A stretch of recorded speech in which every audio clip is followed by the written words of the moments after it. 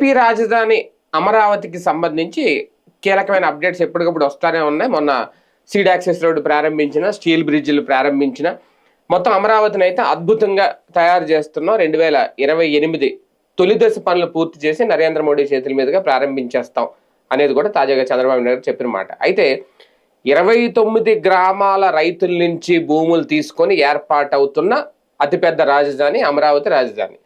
అయితే ఆ 29 గ్రామాల పరిస్థితి ఏంటి, ఆ 29 గ్రామాల్లో ప్రజల పరిస్థితి ఏంటి, రైతుల పరిస్థితి ఏంటి అంటే ఏదో అంటారు కదా, పైన పట్టారా లోన్లు పట్టారు అని. వాస్తవానికి 29 గ్రామాల చుట్టూనే రాజధాని ఉంటుందంటే 29 గ్రామాలు కూడా ఒక హైదరాబాద్లోని బంజారా హిల్స్, జూబ్లీ హిల్స్ రేంజ్లో ఊహించుకున్నారు అందరూ. కానీ ఇప్పుడు పరిస్థితి అందుకు భిన్నంగా ఉందా?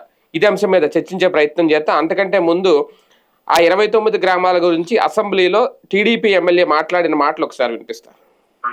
గౌరవ మంత్రివర్యులు నారాయణ గారి ఆధ్వర్యంలో శరవేగంగా జరుగుతుంది. ల్యాండ్ పూలింగ్ ఇచ్చిన ప్లాట్లలో డెవలప్మెంట్ గురించి డబ్బులు కేటాయించారు, గమనంగా చేస్తున్నారు, వర్క్ ప్రోగ్రెస్ లో ఉంది. కానీ ప్రజెంట్ నివాసం ఉన్న 29 గ్రామాలకు సంబంధించి మంచినీటి వ్యవస్థ గాని, రోడ్ల వ్యవస్థ గాని, ప్రజలు రోజువారీ యాక్టివిటీస్ చేసుకోవడానికి గాని చాలా ఇబ్బందిగా ఉంది. ఉదాహరణకి పెద్దపరివి నుంచి తుళ్ళూరు వెళ్లాలంటే కష్టంగా ఉంది, మందడం నుంచి సీడ్ యాక్సెస్ రోడ్డుకి వెళ్లాలంటే కష్టంగా ఉంది, వడ్డమాన్ నుంచి హరిశ్చంద్రపురంకి వెళ్ళడానికి లేదు, ఐనవోలు నుంచి శాఖమూరు వెళ్ళడానికి లేదు. ఈ గ్రామాల నుంచి నీళ్లకు రైలు రావాలంటే ఈ వర్క్ చేసే కంపెనీలు బాధ్యత తీసుకోవట్లేదు. సభ ద్వారా మంత్రి గారిని కోరేది ఏంటంటే ఈ గ్రామాల అభివృద్ధి కోసం ఒక ప్రత్యేక అధికారిని నియమించి ఆ అధికారి ద్వారానే మానిటర్ చేసే వ్యవస్థను ఏర్పాటు చేయాలి. సార్ ఇది ఓకే, దీని మీద నారాయణ గారు కూడా సభలో వివరణ ఇచ్చారనుకోండి.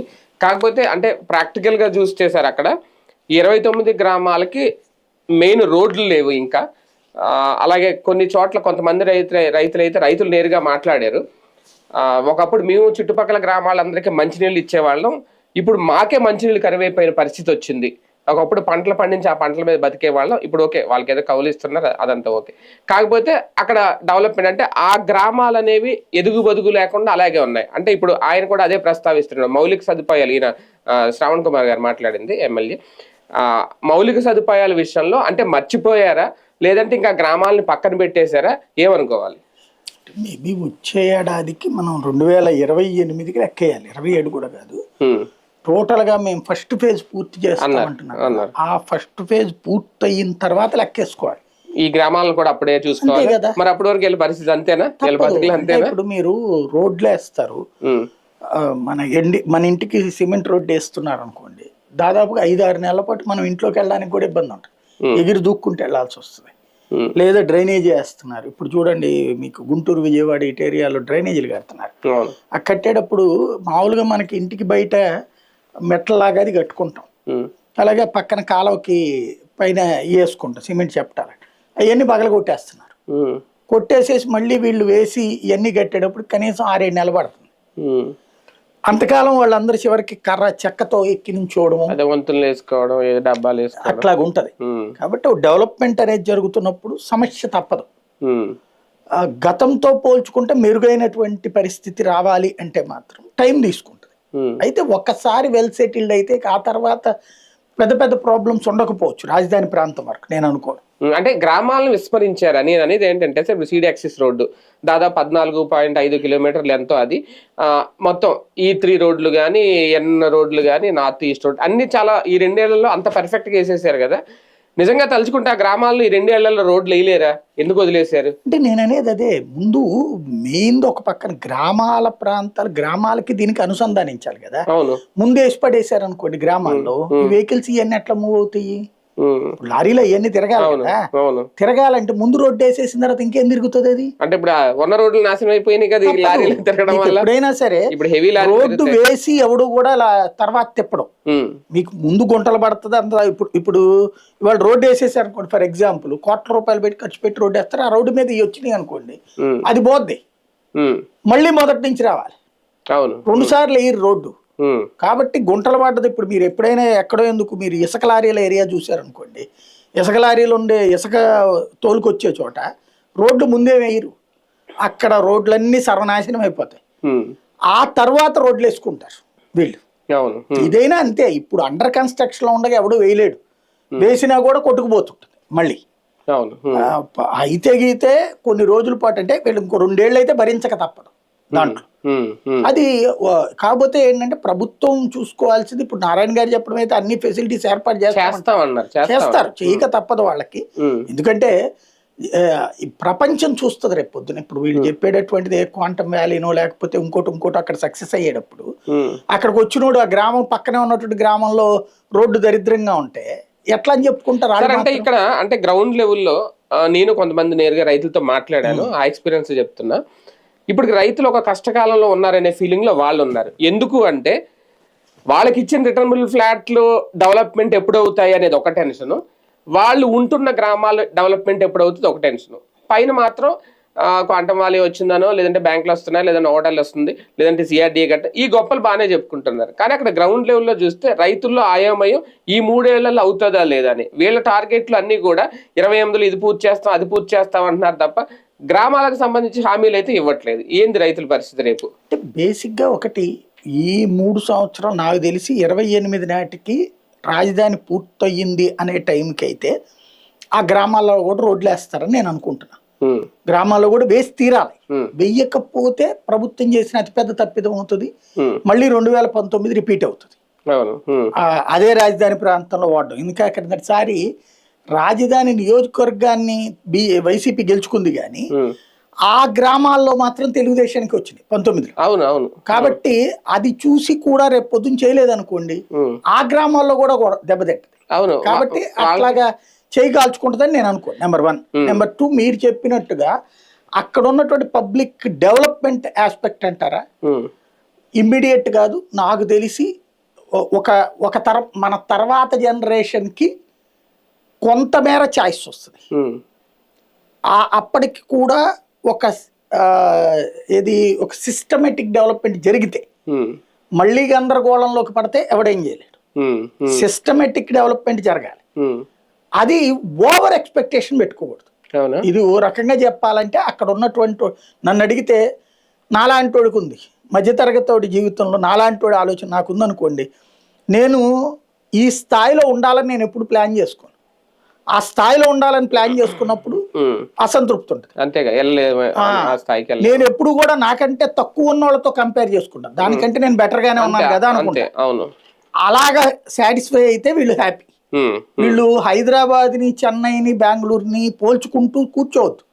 మానసికంగా వీళ్ళు చచ్చేదాకా కూడా, ఎవరు చచ్చేదాకా కూడా తృప్తి ఉండదు. అంటే ప్రభుత్వం చెప్పే మాటలు అమరావతి ఒక విశ్వనగరం, మీరు అన్నట్టు హైదరాబాద్, బెంగళూరుని వీళ్ళ ఊహించుకోవద్దు కానీ అంతకు మించిన రాజధాని అనేది వీళ్ళు చెప్తున్నారు. దాంతోనే వీళ్ళ ఊహలు ఉంటాయి. అంటే ఫర్ ఎగ్జాంపుల్ సార్, ఇప్పుడు మీరు ఉన్నట్టున్నారు, నేను కూడా ఉన్నాను, బంజారా హిల్స్ లో గౌరీశంకర్ కాలనీ అని ఒకటి ఉంటుంది.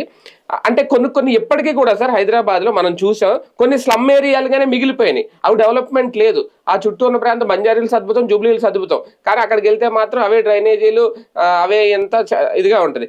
రేపొద్దు నీ గ్రామాలు కూడా అలా మిగిలిపోతాయి పట్టించుకోకపోతే. మరి దానికన్నా భిన్నం ఉన్నప్పుడు వీటి సంగతి లేదు. నాకు తెలిసి అట్లాగేం ఉండదు. ఈవెన్ మీకు అక్కడైనా కూడా మీరు ఎలా లెక్క చూడాలంటే, ఒకప్పుడు అక్కడ పాకలు, షెడ్లు ఉండే ఏరియా నుంచి ఇప్పుడు బిల్డింగ్లు ఉన్నాయి. కాకపోతే లేబర్ ఎక్కువ ఉంటున్నారంటే అక్కడ మిడిల్ క్లాస్ కూడా ఎక్కువే ఉంటారు.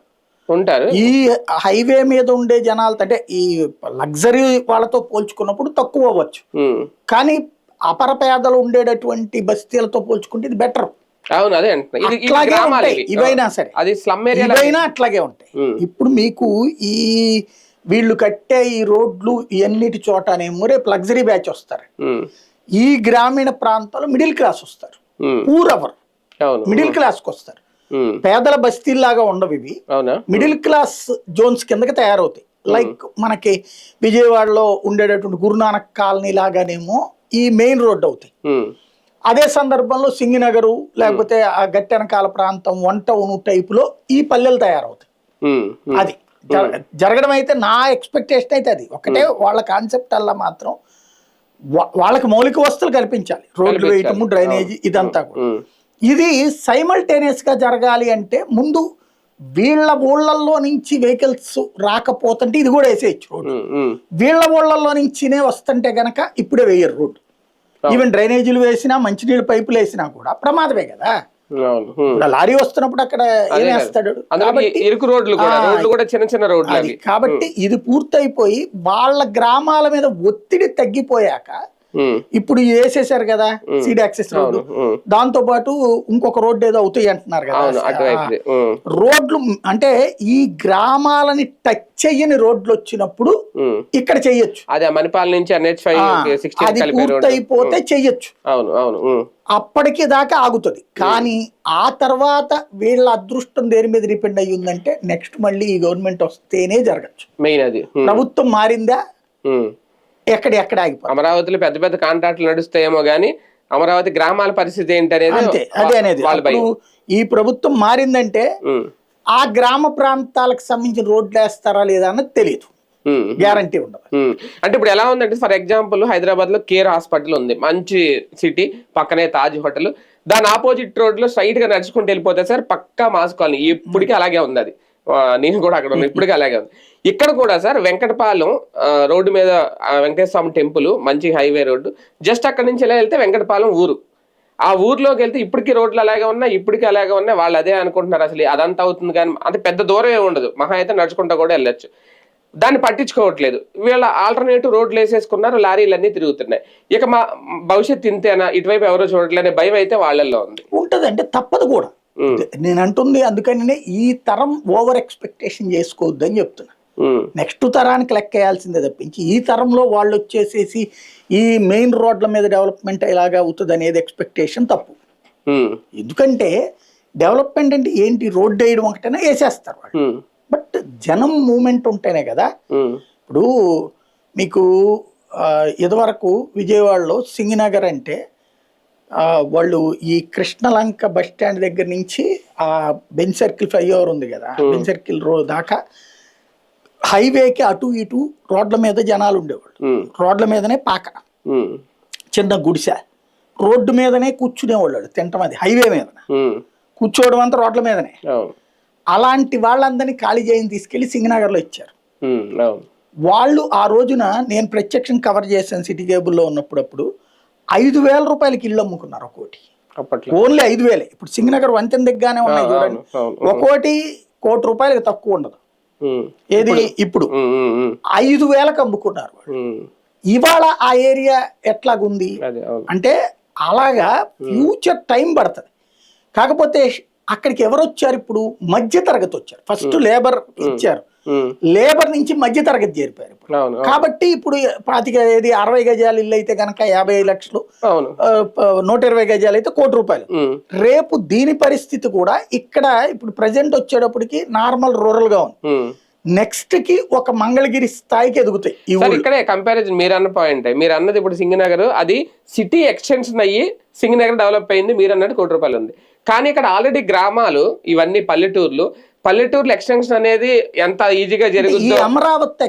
అమరావతి ముందు డెవలప్ అయ్యి ఎక్స్పెండ్ అవ్వాలి, అదే అవుతుంది ఆటోమేటిక్. ఇది అవుతున్నప్పుడు ఇక్కడ నీకు ఈ మెయిన్ రోడ్ అంతా కూడా తెగబలిసిన వాళ్ళకి మాత్రమే ఫైనాన్షియల్ అన్నప్పుడు ఇంకెక్కడికి వెళ్ళాలి, అప్పుడు ఒక అడుగు లోపలికి.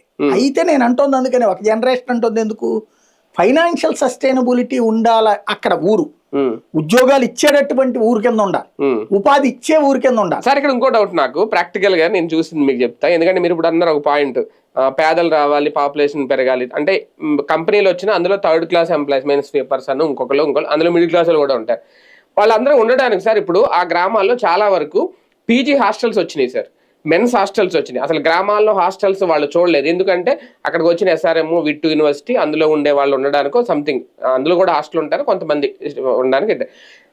అవి రావడం వల్ల సార్ ఇప్పుడు అక్కడ చిన్న ఇల్లు అద్దెకి అడిగిన 10,000, 12,000, 15,000, ఇంకా బాగుంటే 20,000 కూడా ఉన్నాయి సార్ ఆ గ్రామాల్లో. ఇప్పుడు వాళ్ళు ఇప్పుడు అదే ఆ గ్రామాల ప్రజలు అనేది ఏంటంటే రేపొద్దు నిజంగా వీళ్ళు వస్తే పేదలో వాళ్ళు ఉండాలంటే ఎక్కడ ఉంటారు, కనీసం ఆ గ్రామాల్లో ఉండే పరిస్థితి కూడా లేదు. అప్పుడు ఎలా డెవలప్మెంట్ అవుతుంది? అదే కదా, ఇప్పుడు ఇదే డెవలప్మెంట్ కదా ఈ రేంజ్కి వచ్చిందంటే అది వాళ్ళు సంతోషపడాలి కదా. ఇప్పుడు హైదరాబాద్ లో మీకు అమీర్పేట, SR నగర్ ఈ ఏరియాలో బిల్డింగ్లు అద్దెకిచ్చుకుని బతికేసేవాళ్ళు వాళ్ళు అంతమంది. ఒకే ఇంట్లో 4 పోర్షన్స్ ఉన్నాయంటే ఒక సింగిల్ బెడ్రూమ్ పోర్షన్ నేను తీసుకుంది last trip, single bedroom portion 15,000 కట్టాను నేను SR Nagar, single bedroom portion. మరి ఆ ఇంట్లో మొత్తం 8 పోర్షన్లు ఉన్నాయి, 15,000. ఆయన పండగే కదా, అవును. వీళ్ళకి మరి అది డెవలప్మెంటే కదా. అదే వీళ్ళు పొలం లేకపోతే ఇదివరకు లెక్కేసుకుంటే ఉమ్. కనీసం 5,000 కూడా ఎవడెవడు 5 సంవత్సరానికి కౌలు వస్తే ఈ నెల వస్తాయి. అది. ఇంకోటి ఈవెన్ అక్కడ ఇల్లు మామూలుగా ఇదివరకు అవును, ఉంటే అవును. 5,000 అద్దె కూడా పల్లెటూళ్ళలో ఎవడిస్తాడు.